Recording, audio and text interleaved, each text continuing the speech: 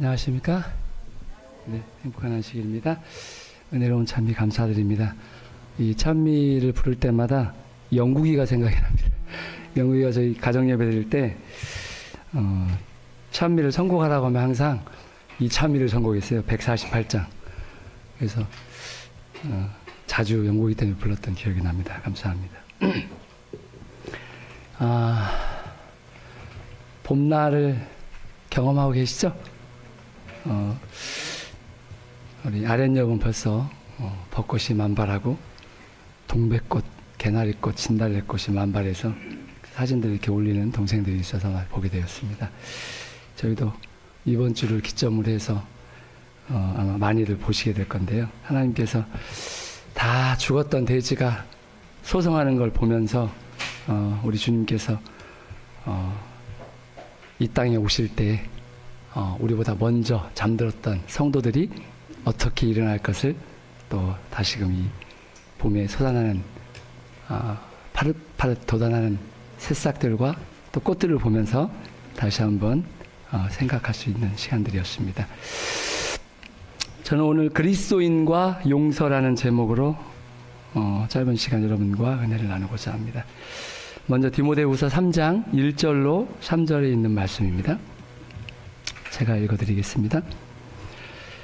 내가 이것을 알라. 말세에 고통하는 때가 이르리니 사람들은 자기를 사랑하며 돈을 사랑하며 자긍하며 교만하며 회방하며 부모를 거역하며 감사치 아니하며 거룩하지 아니하며 무정하며 원통함을 풀지 아니하며 참소하며 절제하지 못하며 사나우며 선한 것을 좋아 아니하며. 신앙생활을 하다 보면 이런 생각을 자주 하곤 합니다. 나는 어떤 그리스도인인가? 그리스도인의 본질을 가장 잘 나타낼 수 있는 특징은 무엇이 있을까? 여러분이 아시는 것처럼 그리스도인은 예수님을 영접한 사람입니다. 처음 그리스도인이란 말이 쓰였던 곳은 초대교회 예수님의 제자들이었습니다. 예수님처럼 말하고 행동하는 사람들을 보고 사람들이 그리스도인이라고 불러주게 되었습니다. 예수님을 영접하였다고 하는 것은 어떤 의미일까요? 예수님께서 십자가의 희생을 통해 베푼 하늘의 용서를 우리가 영접하였다고 하는 것입니다. 그렇다면 오늘 우리가 이 하늘의 용서를 받아들였다고 하는 증거가 무엇으로 나타나게 될까 하는 것입니다. 다시 말해서 오늘 우리가 용서받은 자라고 하는 증거가 무엇일까? 한번 생각해 봐야겠죠. 여러분이 잘 아시는 마태복음 6장 12절에는 이런 말씀이 있습니다. 우리가 우리에게 죄 지은 자를 사하여 준 것 같이 우리 죄를 사하여 주옵시고. 우리가 용서받았다고 하는 가장 큰 증거는 우리가 우리에게 잘못한 사람들을 용서하는 것이라고 성경은 말해주고 있습니다. 그런데 이게 쉬울까요? 한 이야기를 들려드리겠습니다. 1차 세계대전이 끝나가던 1918년 8월 17일에 이제 독일군이 벨기에를 점령했다가 물러나게 되었습니다. 그런데 이 독일군이 벨기에를 점령하고 있을 때 무차별적으로 노인과 어린아이들, 부녀자들을 그냥 닥치는 대로 보이는 대로 다 학살했다고 합니다. 특히 벨기에 루뱅시라고 하는 시를 점령했을 때 사람들 중에 이 손에 이게 꾸둥살이 베끼고 쇠붙이를 만진 모든 사람들은 그냥 다 남김없이 다 죽였다고 합니다.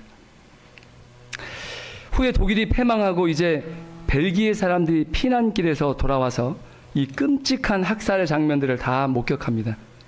그리고 폐허 속에서 장례 예배를 드리는데 그런 그들의 입에서 차마 이 주기도문을 외울 수가 없었다고 합니다. 주기도문에는 우리가 우리에게 죄 지은 자를 사하여 준 것 같이 우리 죄를 사하여 주옵시고라는 기도문이 나오기 때문입니다. 천인공노할 만행을 저지른 독일군을 앞에 두고 도저히 그들은 용서한다고 하는 기도를 드릴 수가 없었다고 합니다.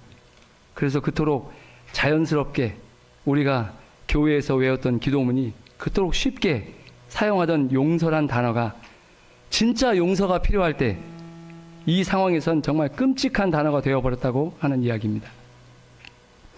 그리고 이때서야 비로소 그들은 용서하라고 하는 계명이 기독교 교회 계명 중에서 가장 지키기 힘든 계명이라는 것을 깨닫게 되었다고 합니다. 여러분, 그래서 오늘 우리가 이 시간 알아야 될 정말 중요한 진실 중에 하나는 무엇일까요? 사람은 나에게 고통을 안겨준 다른 사람을 용서할 수 없다고 하는 것입니다.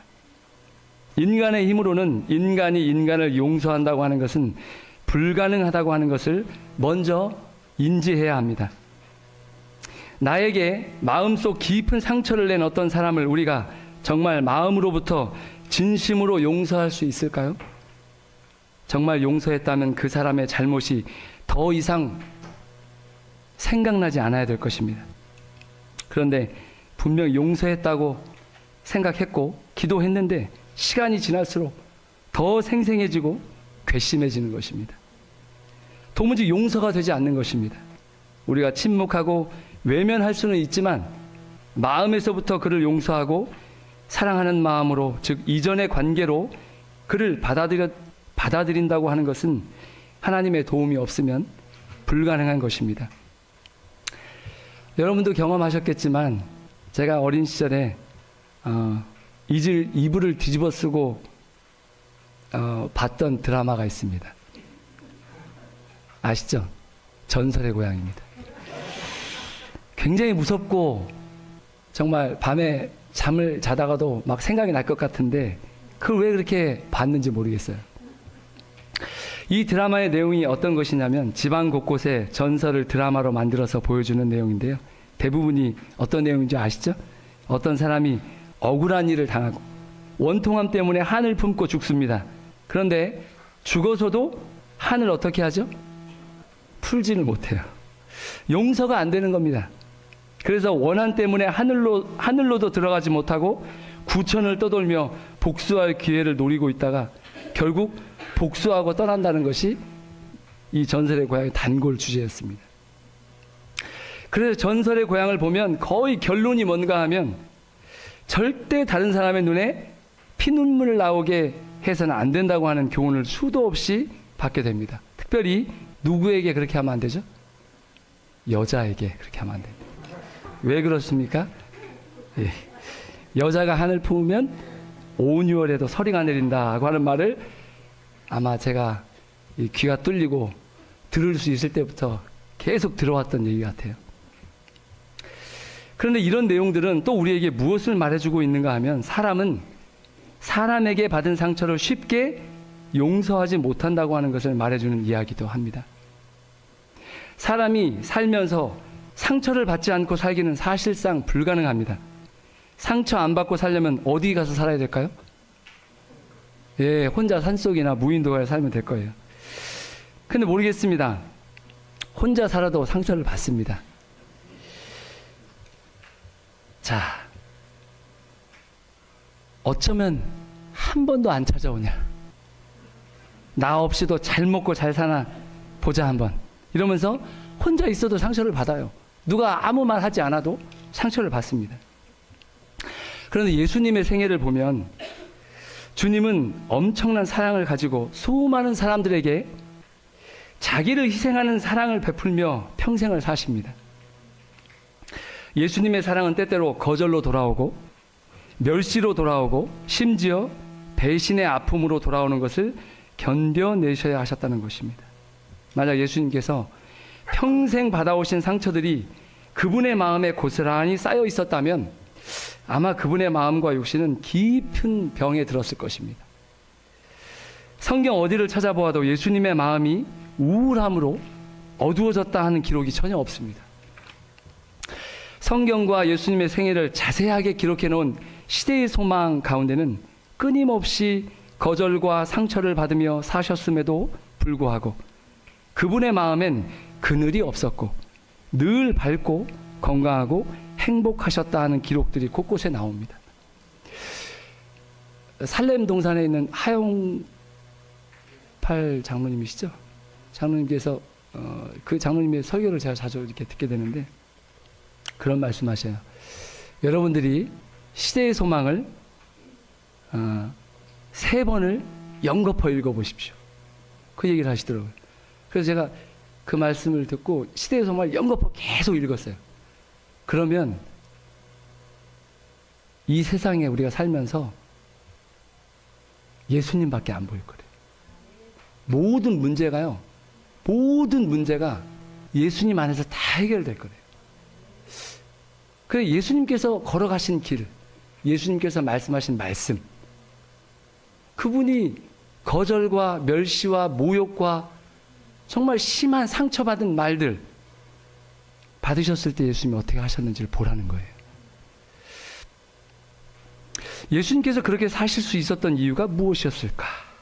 그분에게는 모든 것을 용서할 수 있는 능력을 하늘로부터 매일같이 공급받았기 때문이었습니다.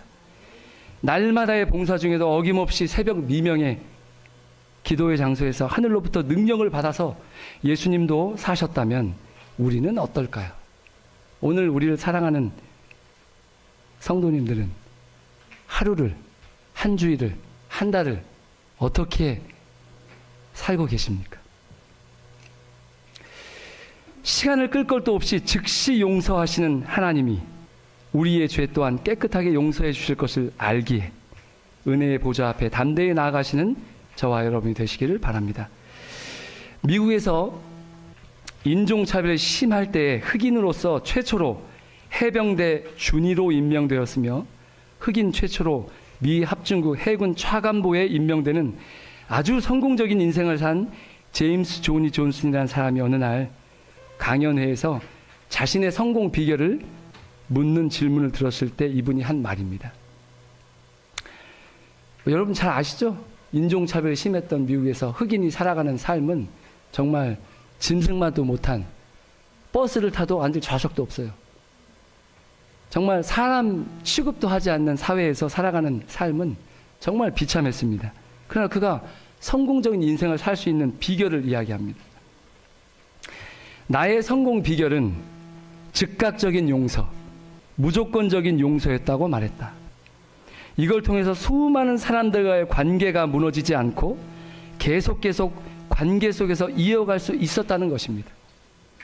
자신의 인생이 행복하고 성공하기 위해 존슨은 이 방법을 모든 사람에게 적용하면서 살았더니 지금 이 자리에 자기가 있게 되었다는 것입니다. 근데 이게 말은 쉽지만 이게 실제 일상생활에서 가능할까요? 무시받고 조롱하고 손가락질하고, 여러분 이런 경험들 혹시 해보셨나요? 네, 저는 아마 감당하기 힘들 것 같아요. 무시하고 멸시하고 조롱하면 정말 감당하기 힘들 것 같습니다. 그런데 역지사지였던 것 같아요. 이 존슨은 이거 감당해야 되잖아요. 살아야 되잖아요. 이것이 가능하려면 바보가 되지 않으면 안 됩니다. 바보가 아니라면 우리는 주님처럼 날마다 하늘로부터 오는 신적인 능력을 받고 있어야만 되는 것입니다. 존슨이 어느 날 강연을 마치고 돌아올 때 이런 일이 있었습니다. 돌아오는 길에 존슨의 아내가 얼굴이 굉장히 안 좋아 있는 거예요. 그 이유가 강연 중에서 한 사람이 자신의 남편에게 너무 무례하고 깊은 상처가 되는 거친 말로 계속 질문을 했기 때문입니다. 그래서 존슨이 아내에게 묻습니다. 왜 그러는지 모르는 것처럼 이 존슨이 아내에게 당신 왜 그래? 라고 물어보는 거예요. 당신 알잖아. 그 여자가 당신에 대해 정말 무례하게 말하는 거 기억 안 나? 존슨이 아내에게 어떤 여자? 누구? 이렇게 얘기하는 거예요. 아내는 거듭거듭 모욕적인 말을 한 그 여자에 대해서 남편에게 이야기합니다. 존슨이 아내에게 여보, 내가 늘 말했잖아. 나는 5초 이내에 즉각 용서하고 잊어버린다고. 그러자 아내가 나도 당신처럼 용서하긴 할 거야. 그렇게 해야 된다고 하는 것은 알긴 알아. 그러나 지금은 용서가 안 될 것 같아. 그러자 존슨이 하는 말이 중요합니다. 여보, 당신처럼 많은 사람들이 내일까지 기다렸다가 용서할 수 있을 것이라고 생각하는데, 그러나 그렇게 하는 일이 쉽지 않아. 지금 용서할 수 있는 기회를 놓치면 분노는 너무도 빨리 자라서 내일이면 통제불능의 상태로 번질지도 몰라. 이런 말을 했다고 그래요, 아내에게. 많은 사람들이 나에게 상처를 준 사람을 용서하지 못하는 이유는 대부분 이런 생각들 때문입니다. 쉽게 용서해주면 무례한 행동을 또 하게 될지도 몰라.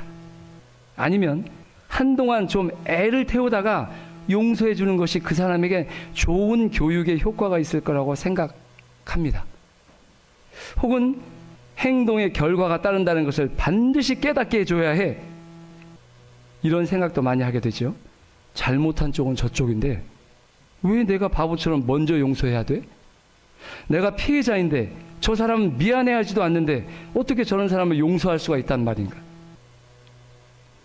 이런 생각을 하면서 하루 이틀, 한 달, 1년을 보낸다고 합니다. 이런 생각들은 우리의 신앙에 큰 손해를 끼치게 됩니다. 내 삶에 기쁨을 잃게 만들고 사람을 잃어버리고 마음 한구석에 그늘이 생기게 됩니다. 그 사람만 생각하면 내 마음이 편하지가 않습니다. 여러분, 하나님이 우리를 용서하시는 데는 단 1초도 걸리지 않는다고 합니다. 그분은 우리를 즉각적으로 무조건적으로 용서하십니다. 이와 같이 우리도 1초 이내에 이 나쁜 마음을 처리할 수 있어야 합니다. 십자가는 이 용서를 가장 잘 나타내 보이신 곳입니다. 예수님께서 사람들을 사랑하시고 용서하시고 불쌍히 여기신 대로 우리의 마음을 훈련할 수만 있다면, 우리의 마음에 많은 불행의 원인이 되는 이 악감정이나 원한이 우리 마음에 눌러붙지 않고 우리가 행복하게 살아갈 수 있다고 성경은 거듭거듭 이야기하고 있습니다. 여러분, 이런 마음을 소유하고 싶으십니까? 이런 마음을 소유하려면 끊임없이 우리 마음이 하나님의 말씀과 은혜로 연단되어져 가는 과정 속에서 만들어진다고 합니다. 잠언 17장 3절 말씀입니다. 도가니는 은을, 풀무는 금을 연단하거니와 여호와는 마음을 연단하시느니라. 예, 우리의 하나님은 우리 마음을 끝없이 연단하신다고 말씀하십니다. 디모데후서 3장 3절 말씀처럼 무정하며 원통함을 풀지 아니하며 세상 끝에는 고통하는 때가 이를 거라고 말씀하시면서 원통함을 풀지 아니하며라고 하는데요. 이 말의 뜻이 무슨 뜻일까요? 말세에 나타난 특징 중에 하나가 서로 용서가 안 되는 것입니다. 다시 말해 서로에 대한 악감정이 마음에 눌러붙은 채로 살아갑니다. 털어버리지 못하고 그냥 살아갑니다. 그런데 이 문제는 이게 하나님을 믿지 않는 세상 사람들만의 문제가 아니고 성경 본문은 교회의 모습 또한 크게 다르지 않다고 하는 것입니다. 디모데후서 3장 5절에 경건의 모양은 있으나 경건의 능력은 부인하는 자니 이 같은 자들에게서 내가 돌아서라. 다시 말해 사람들의 마음에서 신앙심이 사라질 때 원통함을 풀지 못하는 것입니다. 우리가 그리스도의 은혜를 값없이 받아서 감사함으로 산다면 우리에게 상처 주고 미워하고 다투고자 하는 모든 과정들은 없앨 수는 없지만 그 사람을 긍휼하게 여기며 용서하고 사랑할 수 있도록 도와주십니다. 이것이 교회 안에서 이루어지는 경건의 연습이고 성화의 과정이기도 합니다. 여러분, 이 시간 다시 한번 생각해 보시기 바랍니다.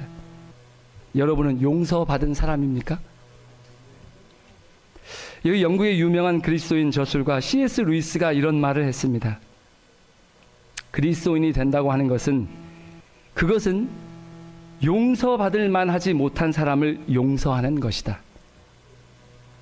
그리스도인이 된다고 하는 것은 그것은 용서받을 만하지 못한 사람을 용서하는 것이다.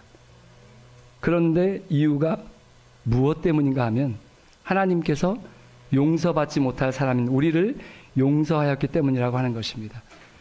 여러분이 이것이 성경에서 말하는 용서의 가장 중요한 원리입니다. 왜 우리가 원수를 용서하고 사랑해야 되는가? 그것이 계명이라서가 아니라 먼저 하나님께서 용서받지 못할 사람인 우리를 용서하였기 때문이라는 것입니다. 성경 말씀 가운데 용서에 대해 우리에게 알려주는 정확한 말씀이 마태복음 18장 21절에 있습니다. 마태복음 18장 21절, 베드로가 예수님께 이런 말을 하죠. 그때 베드로가 나와 가로되 주여, 형제가 내게 죄를 범하면 몇 번이나 용서하여 주리이까? 7번까지 하오리까? 예수께서 가라사대 내게 이르노니 7번뿐 아니라 70번씩 7번이라도 할지니라. 예수께서 7번뿐 아니라 7번, 70번, 490번, 즉 끝까지 참고 용서하라는 말씀입니다. 이것이 주님이 우리에게 주신 계명입니다. 명령입니다. 이렇게 살라고 하십니다. 왜요? 우리가 잘 못하니까 이렇게 해야 된다고 가르쳐주고 계셔요. 예수님처럼 말하고 행동하는 사람으로, 그리스도인으로 살아가심으로 하나님께 영광과 또 이웃에게 축복이 되는 교회의 모든 성도님 되시기를 간절히 부탁드립니다. 성경 히브리 12장 14절에 있는 말씀입니다.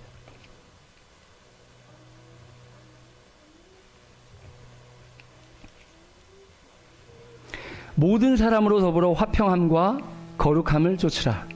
이것이 없이는 아무도 주를 보지 못하리라. 에베소 4장 32절에 있는 말씀입니다.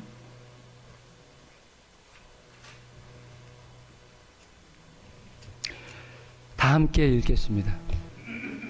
에베소 4장 32절입니다. 시작. 서로 인자하게 하며 불쌍히 여기며 서로 용서하기를 하나님이 그리스도 안에서 너희를 용서하심과 같이 하라. 아멘. 저는 서두에 말씀드린 것처럼 개인적으로 말씀을 보고 기도할 때마다 자주 저 자신에게 질문을 합니다. 너가 그리스도인이냐? 너가 하나님의 자녀냐? 라고 저 자신에게 많이 물어봐요. 잠깐 한번 몇 달 전에 아마 설교도 했던 것 같은데 용서에 대해서 제가 말씀을 드렸던 것 같아요. 참 용서하고 싶어서 그것 때문에 기도하고 내가 미워하는 사람 위해서 막 기도하는데 이게 시간이 잘 안 돼요. 왜 안 될까요? 우리는 그럴 수 있는 능력이 없기 때문에 그렇습니다. 그래서 하나님은 그럼에도 불구하고 용서하라고 우리에게 오늘 말씀하고 계세요. 그 용서는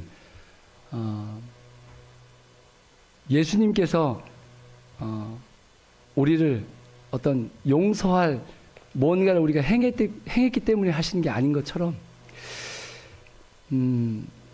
우리가 서로 간에 그런 미움과 다툼과 오해와 그런 많은 일들이 우리가 살아가면 일어나잖아요. 일어납니다. 일어나는데 문제는 안 일어나는 게 아니라 일어나는 과정 속에서 그 다음에가 중요해요.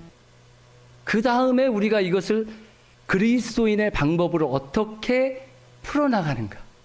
그러니까 내가 하나님의 자녀고 그리스도인이라면 세상 사람들의 방법으로 가면 안 돼요.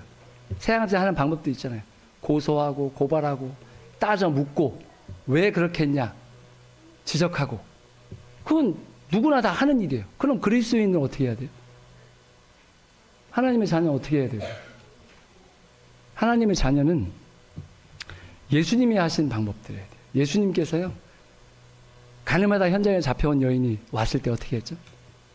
예수님이 그들에게 뭐라고 하셨나요? 아무 말씀도 하지 않으세요. 아무 말씀도 하지 않으세요. 그리고 바닥에 이렇게 조용히 쓰십니다.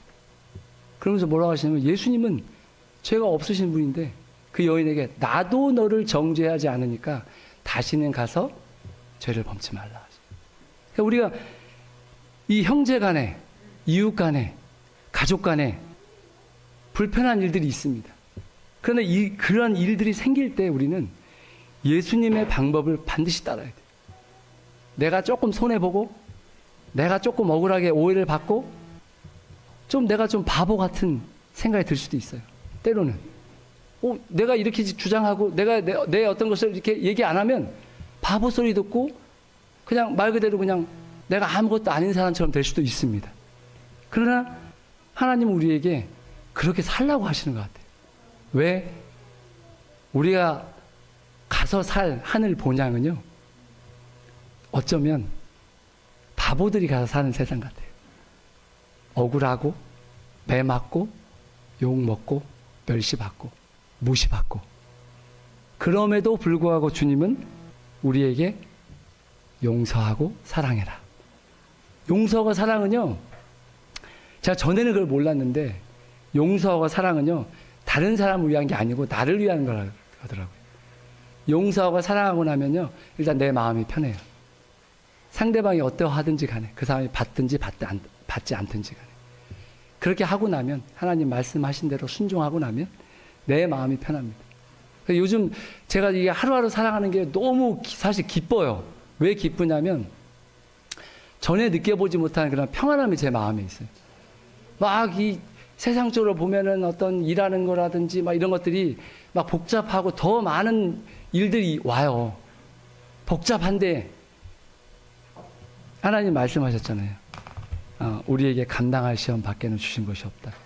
감당하게 주셨기 때문에 그냥 감당하는 거예요. 하루하루.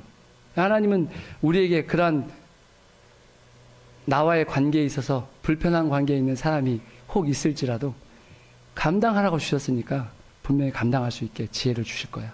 나의 힘을 주실 거야. 라는 믿음을 가지고 오늘도 여러분들이 이 말씀대로 참 우리 사실 이 강단에서 이 목사님이나 장로님들을 통해서 우리에게 주신 말씀들은 이게 우리 입술을 통해서 하나님께서 우리에게 주시는 말씀이거든요. 근데 이거를 내가 하나님께서 나에게 이 시간 주시는 말씀이다라고 받는 분들은 반드시 생애 가운데 변화가 있습니다. 무슨 변화가 있냐면 예수님을 아마 가장 많이 닮아가실 것 같아요.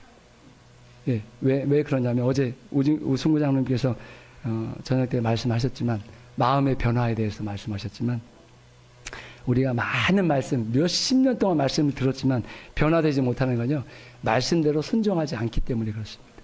말씀을 받아 순종하면요, 누구누구 비교할 필요가 없습니다. 비교하기 시작하면 우리는요, 정말 나락으로 떨어집니다. 비교하지 마시고 나와의 관계, 하나님과의 1대1 관계에서 그냥 말씀 나에게 주셨고 깨달았으면 그 깨달은 대로 순종하면 우리를 변화시켜 주신다고 하셨으니까 그 거듭남을 십자가에서 모두 다 경험하시는 저와 여러분이 되었으면 좋겠습니다. 감사합니다.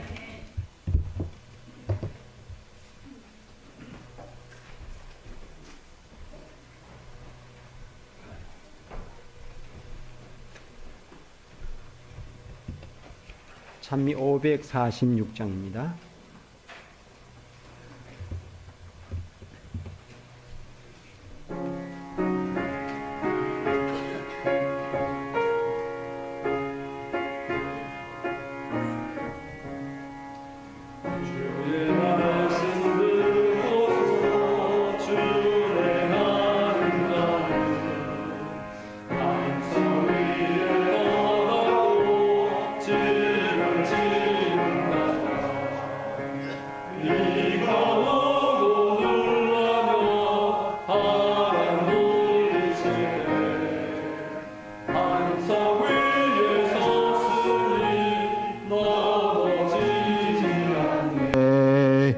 잘 짓고 잘 우리 집 잘 짓세 만세 반석 위에다 우리 집 잘 짓세 주의 말씀 듣고도 행치 않는 자는 모래 위에 떠닫고 집을 지음 같다. 비가 오고 물나며 바람 부딪힐 때 모래 위에 섰으니 그게 무너지네. 잘 짓고 잘 짓세 우리 집 잘 짓세 만세 반석 위에다 우리 집 잘 짓세. 전하 모든 사람들 집을 짓는 잘세. 반석 위에 아니면 모래 위에 짓네. 우리 구주 오셔서 진값을 줄 때 세운 공을 따라서 영영상 벌 주리. 잘 짓고 잘 짓세. 우리 집 잘 짓세. 만세 반석 위에다 우리 집 잘 짓세. 하늘에 계신 우리 아버지 하나님, 오늘 저희들 하나님의 자녀로 불러주시고 그리스도인으로 살도록 저희들 말씀으로 깨우쳐 주셔서 감사합니다. 아버지 도와주셔서 정말 우리가 이 땅에서 바보 소리 듣고 멸시받고 무시받고 모욕받으셨던 우리 예수님을 바라보면서 우리도 십자가에서 다 모든 거 다 용서하시고 사랑으로 은혜로 우리에게 갚아주신 그 놀라운 사랑을 인하여 우리의 삶이 용서하고 긍휼을 베풀고 이해하고 배려하는 삶 속에서 주님 오실 때까지 우리의 마음에 평안함과 기쁨을 유지하며 다른 사람들에게 축복이 되는 귀한 삶을 살아갈 수 있도록 도와주시옵소서. 주님의 은혜가 이 교회를 떠나가는 모든 주의 사랑하는 백성들 발걸음마다 함께 해주셔서 한 주일 세상 가운데 있지만 주님과 동행하며 말씀과 동행하며 승리하는 귀한 삶을 살아가는 하나님 참 백성 될 수 있도록 축복해 주시옵소서. 사랑이 많으신 예수님의 이름으로 기도합니다. 아멘.